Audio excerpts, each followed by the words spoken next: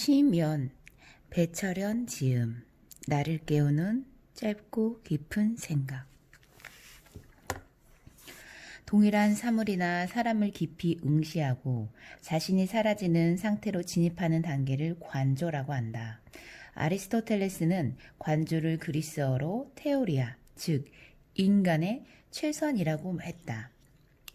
테오리아부터 이론을 뜻하는 영어 단어 story가 파생했다. 이론이란 고착된 편견이나 굳어진 도그마가 아니다.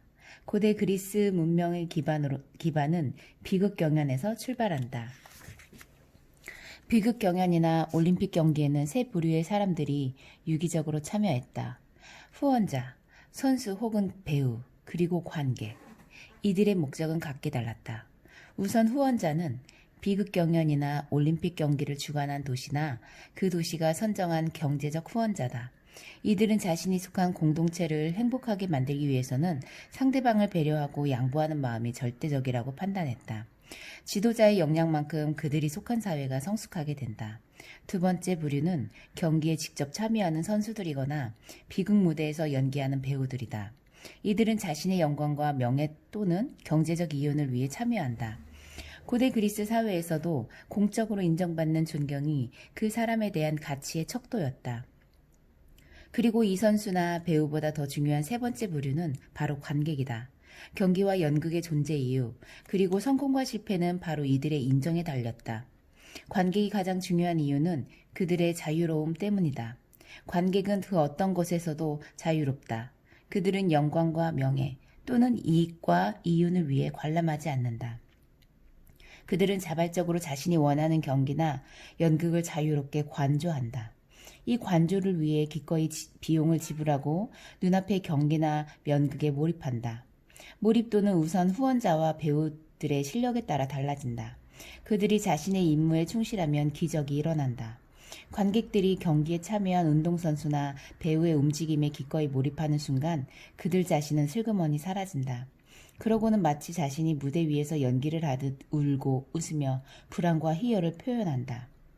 배우는 관객과 자신의 몰입을 돕기 위해 어떤 물건으로 목소리가 나오는 입과 얼굴을 가린다. 이 물건을 가면이라고 한다. 라틴어로 가면을 뜻하는 페르소나에서 인간이라는 영어 단어 person이 파생했다. 인간은 원래 가면을 쓴 존재다. 이는 가식적인 존재라는 말이 아니다. 우주에서 자신에게 맡겨진 유일한 배역을 알고 있는지, 그것을 알았다면 최선을 다했는지 묻는 존재라는 뜻이다. 배우는 가면으로 자신의 얼굴을 가린 채 몸짓과 목소리만으로 극중 인물을 표현한다. 배우가 배역에 집중해 무아 상태로 진입하면 관객들 역시 한순간 가면 뒤의 배우로 변모한다. 배우의 공포와 연민을 함께 느끼는 것이다. 관객은 무대 위의 배우나 극중 인물이 아닌 바로 자기 자신을 제3의 눈으로 관조한다. 감정이입과 관조, 몰입과 성찰이 동시에 이루어진다. 극장이라는 뜻의 영어 시어터는 무대에서 비극적인 상황에 빠져 고민하는 자기 자신을 관조하는 장소라는 의미다. 인류가 처음으로 스스로 제3자가 되어 자기 자신을 보기 시작한 것이다. 오늘날 전해지는 가장 오래된 비극은 기원전 472년 첫 상연된 페르시아인들이다. 아이스킬로스는 이 작품에서 신화적인 내용이 아닌 역사적인 사건을 다룬다. 기원전 480년 당시 페르시아 제국은 이집트부터 인디아까지 23개국을 점령한 인류 최초의 세계 제국이었다. 그리스의 도시국가들은 페르시아에 맞서 아테네를 중심으로 힘을 합쳤다. 그리고 살라미스 해협에서 거의 기적적으로 페르시아 제국을 격퇴했다. 이 사건이 바로 살라미스 해전이다. 이 전쟁은 문명의 중심이 오리엔트에서 그리스와 유럽으로 옮겨가는 중요한 시발점이 되었다. 아이스킬로스의 페르시아인들은 이 전쟁을 다룬 연극이다. 이때 아이스킬로스의 연극이 무대에 오르도록 재정적으로 후원한 사람들이 있었다. 코레고스라 불리는 이들은 무대 장치 비용과 배우들의 월급 등 연극 제작 및 공연에 필요한 모든 것을 후원했다. 이 연극의 첫 번째 코레고스는 페리클레스였다. 페리클레스는 아테네 귀족 집안에서 태어나 아테네 민주주의를 정착시키고 서양 민주주의 근간을 다진 위대한 정치가다. 그는 23살이었을 때 살라미스 전쟁의 승리로 인해 아테네가 그리스 문명의 중심, 나아가 세계 문명의 중심이 될 것을 직감하고 위대한 민주주의의 기틀이 무엇인지 고민했다. 페리클레스와 아이스킬로스는 공통점이 있었다. 이들은 그리스의 찬란한 문명은 아테네 시민 각자의 자주적이고 자발적인 관조 수련을 통해 도달할 수 있다고 확신했다. 아이스킬로스가 페르시아인들을 쓴 것도 페리클레스가 페르시아인들의 코레고스가 된 것도 다가올 찬란한 미래를 관조하고 아테네 시민들에게 그 관조를 훈련시키기 위해서였다. 이들은 위대한 서양 문명의 기초는 시민들의 관조 훈련과 이들의 민주의식에서 발현한다고 믿었다. 기원전 472년 봄, 아테네 시민들이 원형극장으로 모여들었다. 최초로 상영되는 페르시아인들을 보기 위해서였다. 관객들은 대부분 살라미스 전쟁의 참전 용사들이었다. 이들은 살라미스 전쟁에서 사용했던 투구를 쓰고 방패를 든 채 자리에 앉았다. 막에 오르기 전 감동적인 행렬이 이어졌다. 전사자들의 유족들이 죽은 자들의 투구와 방패를 들고 행진을 했다. 이들은 보는 동료 아테네 시민들은 소리 없이 눈물을 흘렸다. 극장은 삶과 죽음의 경계에서 살아있다는 기쁨과 감사, 그리고 죽은 자들을 위한 슬픔과 연민으로 가득 찼다. 이 유족들은 관람석 맨 앞에 자리를 잡았다. 관객들은 이 시민 행사의 연극을 통해 자신의 위대함을 확인하고 승리를 만끽하고 싶었을 것이다. 아마도 축배를 들고 위대한 아테네를 외치고 싶었을 것이다. 그러나 그리스 최초의 비극인 페르시아인들에게는 그리스인들이 한 명도 등장하지 않는다. 왜 페르시아 제국이 아테네에 패했는지 그 이유만을 설명할 뿐이다. 무대에는 전쟁에서 진 페르시아 제국의 크세르크세스 왕과 그의 어머니 아토사 그리고 유령으로 등장하는 그의 아버지 다리우스뿐이다. 아토사는 크세르크세스에게 페르시아 멸망의 이유를 한마디로 자만심이라고 이야기한다. 자만심이란 깊이 자신을 돌아보지 않고 자신이 현재 누리는 혜택을 자신이 스스로 성취했다고 착각하는 마음의 상태다. 페르시아 제국의 왕 크세르크세스는 자신을 깊이 돌아보는 관조적인 삶을 살지 못했다. 그는 인류 최초의 세계 제국 페르시아를 멸망의 길로 들어서게 하는 비극을 초래했다. 무대 위에서 그는 절망적으로 울부짖는다. 아테네인들에게 크세르크세스는 자신들의 일가 친척을 죽인 적이다. 그런데 그 순간 아테네인들은 투구를 쓴 채 울부짖는 원수 크세르크세스와 함께 눈물을 흘린다. 과연 아테네인들은 자신들의 마음뿐만 아니라 원수의 마음까지 헤아리는 민족이었던 것일까? 페리클레스와 아이스클로스는 위대한 국가의 비결을 분명히 알고 있었다. 그들은 믿었다. 아테네인들 모두가 페르시아 제국을 이겼다는 자만심에 빠지기보다 자신을 돌아보는 관조적인 삶을 살아야 한다는 것을, 심지어 저까지 포용할 수 있는 연민을 가슴 깊이 지닌 민족이 되어야 한다는 것을 앞쪽에서 조용히 연극을 관람하던 페리클레스는 스스로에게 이렇게 속삭였다. 이것이 그리스다. 우리는 얼마나 스스로를 돌아보며 살고 있는가. 단절. 과거의 나를 과감히 버리는 용기. 시간을 이기는 장사는 없다. 변하지 않을 것 같은 저 하늘의 별들도 수명이 닿으면 빛의 꼬리를 물며 장렬히 사라질 것이다. 과학자들은 지구라는 별 또한 50억 년 후엔 멈추거나 파괴될 것이라고 예측했다. 이 우주에서 시간이라는 괴물을 이길 수 있는 것은 아무것도 없다. 시간은 활시위를 떠난 화살처럼 돌이킬 수가 없다. 오직 미래라 일컬어지는 미지의 경계로 만물을 강제 진입시킨다. 인간에게 남겨지는 것은 과거라는 기억뿐이다. 순간은 곧 찰나다. 찰나는 75분의 1초에 해당하며 불교에서는 모든 것이 찰나마다 생겼다가 사라진다고 가르친다. 우주는 137억 년 전 인간이 도저히 상상할 수 없는 빅뱅이라는 사건으로 시작했다. 10만 분의 1초의 찰나에 더 이상 쪼개질 수 없는 원자로부터 터져나와 해일처럼 사방에 퍼지더니 물질, 에너지, 공간과 시간으로 구성된 우주가 생성됐다. 빅뱅은 137억 년 동안 우주의 수천억 개 이상의 은하수를 수놓으며 계속해서 팽창하고 있다. 빅뱅은 왜 일어났을까?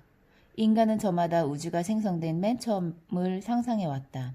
기원전 6세기 예루살렘에서 바빌론으로 끌려온 한 전쟁 피난민이 있었다. 그는 예루살렘에 살던 유대인 지식인이자 사제였다. 그에게 기원전 10세기 솔로몬 왕이 건축했다는 예루살렘은 결코 파괴될 수 없는 영원불멸의 신전이었다. 유대인들은 예루살렘을 천상의 장소라는 의미로 시온이라고 불렀다. 그들은 자신들의 생존을 책임지는 농업의 순환에 맞춰 절기를 만들어 지켰다. 신은 1년 단위로 삼라만상을 치리한다고 기대했기 때문이다. 그러나 그런 믿음은 순식간에 무너지고 말았다. 기원전 6세기 어느 날 바빌로니아 군인들이 예루살렘을 침공해 잿더미로 만들었다. 그때 유대 지식인은 깨달았다. 신은 장수에 거주하지 않는다는 것을. 그는 바빌론이라는 낯선 땅으로 잡혀와 흘러가는 유프라테스 강물을 하염없이 바라보았다. 매일 밤 먹임없이 떠올라 검푸른 밤하늘을 수놓은 압도적이고도 신비한 별들과 닭의 넋을 잃었다. 천체는 계절에 따라 가장 적절한 시간에 어김없이 자신의 모습을 드러냈다. 그는 우주의 처음을 상상했다. 그의 이야기는 성서의 첫 번째 책 창세기 1장에 등장한다. 흔히 태초에 신이 우주를 창조했다라고 번역되어 있다. 그러나 이 첫 구절은 다르게 해석될 수 있다. 처음이라는 순간을 통해 신이 혼돈 상태의 우주에서 쓸데없는 것들을 쳐내기 시작했다라고. 혼돈에서 질서로, 없음에서 있음으로의 질적인 변화는 처음이라는 특별한 순간을 통해 가능하다. 처음이란 이전과는 질적으로 전혀 다른 상태로 진입하기 위한 경계의 찰나다. 습관처럼 흘러가던 이전의 양적인 시간과 달리 충격적이고도 압도적이어서 전율하게 하는 문지방이다. 처음은 삼라만상을 존재하게 하는 137억 년 전의 빅뱅과 같은 순간이다. 이 처음을 통해 시간과 공간이 등장한다. 새로운 경험은 한순간으로 그치는 게 아니라 137억 년 전의 빅뱅으로 우주가 아직도 팽창하듯이 매 순간 그 처음을 유지해야 한다. 창세기 1장을 저술한 유대 지식인은 바라라는 히브리 단어로 창조하다를 표현했다. 바라라는 동사의 피상적이며 거친 의미는 칼로 잘라내다이다. 창조하다라는 의미는 무에서 유를 만드는 것이 아니다. 요리사나 사제가 신에게 제사를 드리기 위해 재물에 쓸데없는 것을 과감히 제거해 신이 원하는 재물을 만드는 것처럼 창조란 자신의 삶에 있어서 핵심을 찾아가는 과정이다. 이 과정은 자신의 삶의 깊은 관조를 통해 부수적인 것, 쓸데없는 것, 남의 눈치, 체면을 제거하는 거룩한 행위다. 유대 지식인은 양적인 시간이 아닌 특별한 시간을 경험하기 위해 일상에서 벗어나 그 일상을 새롭게 관조하는 습관을 만들었다. 그것은 바로 일주일에 한 번씩 일상에서 습관적으로 해오던 일을 멈추고 자신을 처음의 순간으로 진입시키는 것이다. 이 행위를 하는 날은 안식일이라고 한다. 영어로 안식일을 뜻하는 사바스는 원래 히브리어에서 유래됐는데 그 본래의 의미는 습관적으로 하던 일을 멈추다이다. 잠시 하던 일을 멈추고 어제의 나를 돌아보는 시간을 가져보라. 내가 지금 하고 있는 일이 얼마나 창조적인지, 목숨을 걸 만한지 돌이켜보라.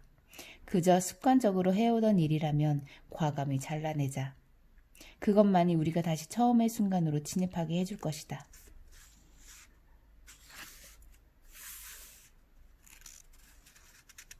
모든 인간은 실수를 합니다. 유일한 범죄는 자신의 잘못을 인정하지 못하는 자만심입니다. 소포클레스. 숭고, 불완전한 나를 끌어안는 삶의 태도. 시골에 살면서 누리는 혜택 가운데 하나는 밤하늘에 빛나는 별을 바라보는 즐거움이다. 거기에는 인간이 만들어낸 창작물에서 느껴지는 아름다움과는 또 다른 아름다움이 있다. 이 아름다움을 숭고라고 한다. 그렇다면 아름다움과 숭고함은 다른 개념일까? 숭고함에 대해 처음으로 언급한 철학자는 롱기누스다. 1세기 수학자인 그는 숭고함에 대하여라는 책에서 숭고함은 연설가나 작가의 천재성이라고 말한다. 숭고함은 독자들의 이성의 경계를 넘어선 말로 형용할 수 없는 신비한 곳으로 인도하는 수학적인 힘이다. 롱기누스는 숭고함을 자유자재로 사용하기 위해 부단한 기술, 훈련, 그리고 절제를 수련해야 한다고 말한다. 숭고함은 언어를 표현함에 있어 고상함과 탁월함으로 독자나 청자를 자신이 원하는 대로 감동시킬 수 있는 능력이다. 숭고함은 계몽주의 시대에 들어서면서 인간의 감성과 연결된 반응으로 변화한다. 18세기 영국의 철학자 에드먼드 버크는 숭고함과 아름다움이라는 개념에 대한 기원을 탐구하는 철학적인 물음이라는 책을 썼다. 아름다움은 정원의 꽃이나 어린아이의 사랑스러운 얼굴을 보았을 때 우리가 경험하는 것이다. 그러나 숭고함은 자연, 특히 통제할 수 없는 힘에 대한 경험에서 발견된다. 만일 당신 통제할 수 없는 산만한 파도, 눈 덮인 에베레스트 산, 용암을 내뿜는 성난 화산, 끝없이 펼쳐진 사막을 경험했다면 당신은 어떤 반응을 보일까? 숭고함은 그것을 관찰하는 사람의 상상력을 자극하고 완성한다. 그런 의미에서 숭고함은 자연 그 자체에 있는 것이 아니라 그것을 보고 반응하는 인간의 마음에 존재한다. 아름다움은 쾌락, 보상, 만족의 감정과 연관되어 있지만 숭고함은 경외, 두려움, 공포에 대한 반응이다. 버크는 보기에 공포스러운 것은 숭고하다라고 말한다. 숭고함은 나를 넘어선 어떤 것으로 이성의 판단을 초월해 모호하고 불확실하며 무한을 지향한다. 최근 뇌신경학 과학자들은 아름다움과 숭고함의 경험은 각기 뇌의 다른 부분에서 반응한다는 점을 밝혔다. 아름다움은 무언가를 관찰의 대상으로 여기고 그것을 판단하는 심미적 반응이다. 대상을 판단하는 기준이 나에게 있으므로 개인적이며 주관적이다. 그러나 숭고함은 다르다. 관찰자가 대상을 응시하다 보면 이상한 현상이 벌어진다. 시간이 지나면서 관찰자인 주체가 점점 사라지고 대상이 주체를 압도한다. 그래서 심지어는 눈을 멀게 해 더 이상 볼 수 없게 하거나 혹은 그 대상이 오히려 주체가 되어 관찰자를 대상으로 만들어버린다. 이런 경우 관찰자의 반응은 세상의 아름다움과 추함, 착함과 악함, 향기로움과 악취 등의 이분법적인 도식을 넘어선다. 이런 심미적인 반응을 숭고하다라고 말한다. 내가 그 대상을 바라보지만 어느 순간에 난 없어져 무아 상태로 진입하고 오히려 그 대상이 나를 관찰한다. 나는 이 숭고함을 경험하며 환희에 찬 눈물을 흘린다. 서브라임은 원래 서브리스라는 라틴어에서 유래됐다. 서브리미스는 멋멋을 향해 라는 의미를 지닌 서브와 경계 문지방을 의미하는 리미스가 합쳐진 단어로 경계와 문지방을 넘어서려는 상태를 뜻한다. 서브라임은 위험하고 어둡고 절망적인 공간인 동시에 가장 안전하고 광명하며 희망적인 공간이다. 모세가 40년간 사막에 거주하면서 신이 만난 가시덤불이며 세상 밖으로 나오려는 아이가 반드시 거쳐야 하는 어머니의 자궁이다.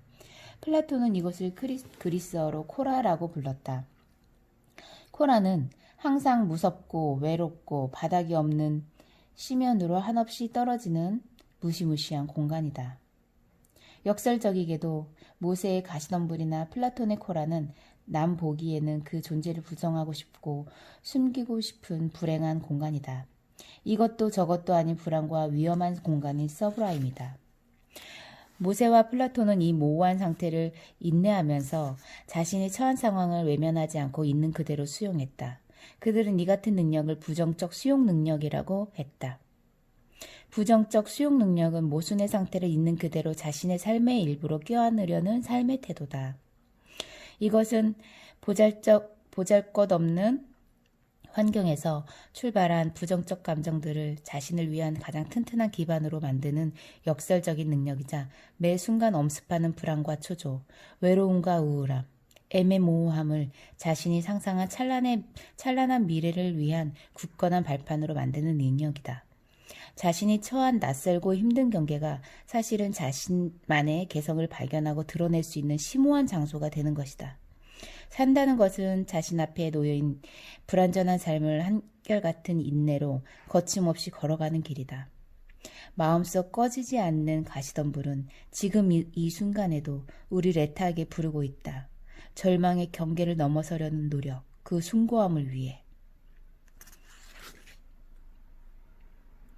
감히 당신 자신을 위해 생각하는 시간을 가지십시오. 볼테르. 사유, 내가 나에게 줄 수 있는 거룩한 선물. 나는 누구인가? 나는 무엇으로 구성되어 있는가? 나는 내 생각의 가감없는 표현이다. 나의 얼굴, 몸가짐, 내가 처한 환경은 내 생각을 그대로 반영한다. 앞으로 다가올 미래도 내 생각에 의해 결정될 것이다. 그 미래는 조각가 앞에 놓여있는 다듬어지지 않는 커다란 돌덩이다. 머릿속에 그려놓은 생각들을 어떻게 쪼아내고 갈고 다듬느냐에 따라 각기 다른 형태의 조각품이 탄생할 것이다. 사유란 내 손에 쥐어져 있는 정과 망치를 통해 어제까지 내가 알게 모르게 습득한 구태의연함을 쪼아버리는 작업이다. 지금 이 순간의 몰입에 나의 생각을 만질 수 있고 볼 수 있도록 만들어내는 마술이다. 그러면 내가 만들어낼 조각품의 청사진은 무엇인가? 내 손에 들려있는 정을 부단히 움직이게 하는 그 원동력은 무엇인가? 며칠 전 용산에 있는 국립중앙박물관에 들러 한국 조각의 걸작에 불리는 반가사유상과 마주했다.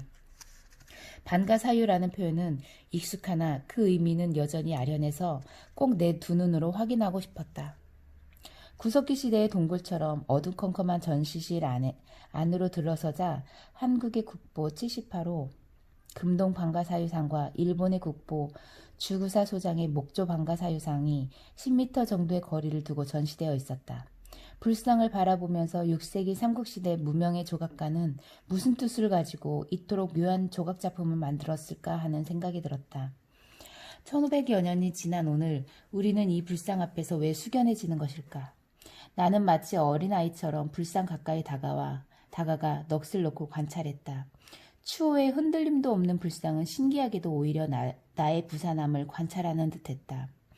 둥근 의자 위에 놓인 불상은 오른쪽 다리를 왼쪽 다리 위에 올려 반가 자세를 하고 있다. 내 눈에 들어온 것은 오른쪽 다리의 발바닥, 특히 엄지 발가락 밑에 불룩하게 부풀어 오른 부분이다. 참선을 통해 해탈이 아니라 인간 군상들과 함께 고통이 가득한 세계를 발이 붙도록 돌아다니 붓다의 행적이 고스란히 담겨있는 듯했다. 불상의 왼손은 그런 발을 어루만지기라도 하듯 오른발의 복숭아뼈를 살포시 감싸며 놓여있다. 오른쪽 팔꿈치는 무릎 위에 놓여있고 오른쪽의 검지와 중지를 뺨에 살짝 댄 채 심오한 생각에 잠겨있는 모습이다. 그래서 사유란 제목이 붙여진 모양이다. 한자, 사유를 가만히 들여다보면 그 심오한 의미를 짐작할 수 있다. 생각사. 를 해석하는 사람들은 마음 심자 위에 놓인 글자가 밭전자가 아니라 한자 뇌의 오른쪽 아래 모양을 형상화한 것이라고 말하기도 한다. 밭전자가 맞는 것 같다. 나를 더 나은 나로 변화시키는 현장은 내가 대부분의 시간을 보내는 직장이며 집이며 내가 만나는 사람이며 책이다. 그 일상은 때로는 지겹고 귀찮고 피하고 싶기도 하지만 퉁퉁 부은 발을 어루만지는 붓다의 왼손 같은 것이다. 예수는 천국은 밭에 감추인 보화다라고 단언한다. 천국은 죽은 다음에 가는 장소가 아니라 바로 여기, 농부가 매일매일 일구는 밭, 흙먼지를 뒤집어 쓰며 잡초를 뽑고 벌레를 잡고 씨를 뿌리고 거두는 그 삶의 터전이다. 다만 감추어져 있어서 그 안에 든 보화를 우리가 모를 뿐이다. 그 보화를 발견하는 훈련이 바로 생각이다. 사이의 유자도 자세히 들여다보면 역시 신비하다. 유의 오른쪽에 놓인 한자는 송골매나 최고를 뜻하는 추자다. 그러니 생각을 한다는 것은 송골매의 눈으로 나를 보는 연습, 최고의 경지에 있는 그대로의 나의 모습을 관조하는 것이다. 서양 전통에서도 묵상은 컨템플레이션, 즉 자신의 모습을 독수리의 눈으로 찍어본다라는 의미를 가지고 있다. 결국 사유란 지금 내가 처해 있는 삶의 터전을 극락이라 여기며 매의 눈으로 있는 그대로의 나를 응시하는 것이다. 지금 내가 서 있는 장소와 이 시간이 나의 사유의 대상이며 그것을 나를 위한 천국으로 만들고자 결심할 때 신은 우리에게 미소를 선물한다. 당신의 눈이 당신에게 말하는 것들을 믿지 마십시오. 그것들은 한계를 보여줄 뿐입니다. 당신의 이해를 통해 세상을 보십시오. 리치드 바크. 관찰, 보이지 않는 것을 보는 연습. 일상의 진부함을 뛰어넘는 참신한 세계. 그 세계를 경험하기 위해 우리는 산과 강을 찾아다닌다. 돈과 시간을 투자해 해외로 여행을 떠나기도 한다. 하지만 백두산 천지, 사하라 사막, 북극의 오로라, 남극의 빙하, 이런 장엄하고 압도적인 자연 앞에서 우리는 그저 겸허해질 뿐이다. 자연은 그것을 응시하는 우리의 눈과 몸으로 스며들어와 우리의 정신을 혼미하게 한다. 이런 숭고한 경험은 우리의 일상과 얼마나 멀리 떨어져 있는가. 본다는 행위에는 세 가지 의미가 있다. 첫 번째 의미는 그저 보는 것이다. 그저 보는 것은 자신의 과거 습관과 편견대로 또는 자신의 기준으로 상대를 보는 행위다. 내 눈앞에 나타나는 것에 대한 즉각적이고 수동적인 시각적인 반응으로 누구도 피할 수 없는 것이다. 이 보는 행위에는 대상이 없다. 그 대상이 내 시야에 들어올 뿐이다. 아침에 일어나 커튼을 젖히면 날아다니는 새와 푸른 소나무가 눈에 들어온다. 보려 애쓰지 않아도 절로 눈에 들어온다. 의지가 개입되지 않는 그냥 일어나는 사건이다. 이 순간 그 대상을 판단하는 기준은 오로지 내 안목에서 비롯한다. 결국 그저 보는 것은 그냥 눈에 보이는 것을 보는 행위에 불과하다. 보이는 것과 보는 이런 시선이 고착화되는 것을 무식이라고 한다. 무식에 해당하는 고전 아랍어는 자일리야다. 자일리야는 7세기 이슬람이 등장하기 전 아랍 사회를 지칭하는 용어이기도 하다. 여기에는 두 가지 특징이 담겨 있다. 하나는 쉽게 화를 낸다는 것이다. 화를 내는 것은 자신이 멋대로 만들어 놓은 허상 속에 대상이 들어오지 않기 때문이다. 허상과 실제 대상이 불일치할 때 느끼는 감정이다. 또 다른 하나는 자신의 우월적 지위를 이용해 해를 끼친다는 것이다. 남들이 자신의 이데올로기에 맞춰 행동하지 않는다는 이유로 쉽사리 폭력을 행사한다. 일상에서 자주 화를 내고 폭력적인 사람은 무식한 사람일 가능성이 높다. 관찰이란 가시적으로 보는 것을 넘어 안 보이는 것을 보는 행위다. 우리는 자신이 보고 싶은 것만 보도록 뇌와 눈을 훈련해 왔다. 하지만 그 대상의 배후에 있는 어떤 것을 인식하기 위해서는 내가 지닌 관습과 편견의 시선을 제거해야 한다. 본다는 행위의 두 번째 의미는 살펴보는 것이다. 살펴보는 행위에는 보고하고자 하는 의도가 담겨 있다. 이 행위에는 주체도 있고 객체도 있다. 나의 보려는 행위가 의도적이며 그 대상이 확실할 때 우리는 살펴보다라고 말한다. 난 아침마다 조간신문을 보는 습관이 있다. 일어나자마자 신문을 집어들고 머리 기사를 훑어보는데 이 살펴보는 행위는 그저 보는 것과 달리 의도적이고 의식적인 노력이 필요하다. 살펴보는 행위의 주체로서 우리는 보고 싶은 대상을 선택하는 경향이 있다. 어떤 것을 공부한다고 할 때는 대개 본다는 것을 두 번째 의미를 가리킨다. 하지만 이 살펴보는 행위는 자신의 삶을 변화시키는 힘이 부족하다는 면에서 그저 보는 행위와 크게 다르지 않다.